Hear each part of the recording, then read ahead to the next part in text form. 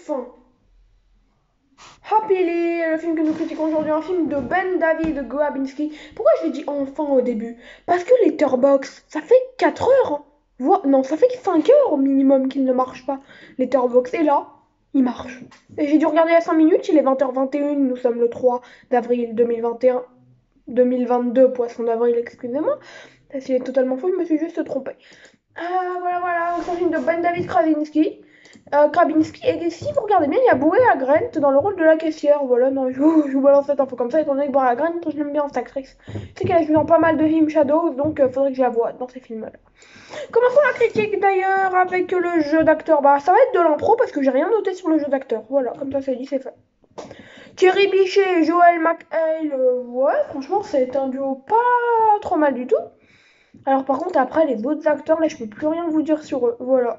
En bref, non, je veux pas sortir de conneries, donc je vais vous dire je veux pas vous sortir des conneries en vous citant des noms, c'est ça que je veux dire.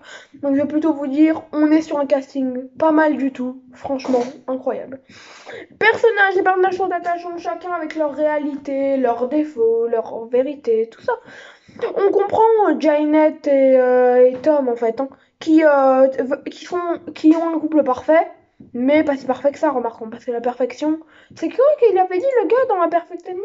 La perfection ne peut être atteinte que lorsque... je me rappelle plus. Dites-moi, je regarderai la bande-annonce, tiens, parce que je dois la regarder, puisque le film va bientôt sortir en VOD.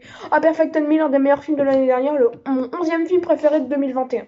Là, c'est dit, c'est fait, c'est clair, c'est net. Voilà, l'histoire est très intéressante, c'est assez original, sans grand plus, la base est plus originale qu'autre chose. Enfin non, c'est pas la base, justement, c'est le twist science-fiction qui est original. C'est un bon divertissement avec des sujets tels que le mariage, la jalousie, tout simplement l'amour. Il y a un twist sur la science-fiction qui est pas mal du tout. Les effets spéciaux sont plutôt bons, et le scénario, les dialogues sont plutôt bons, sans révolution.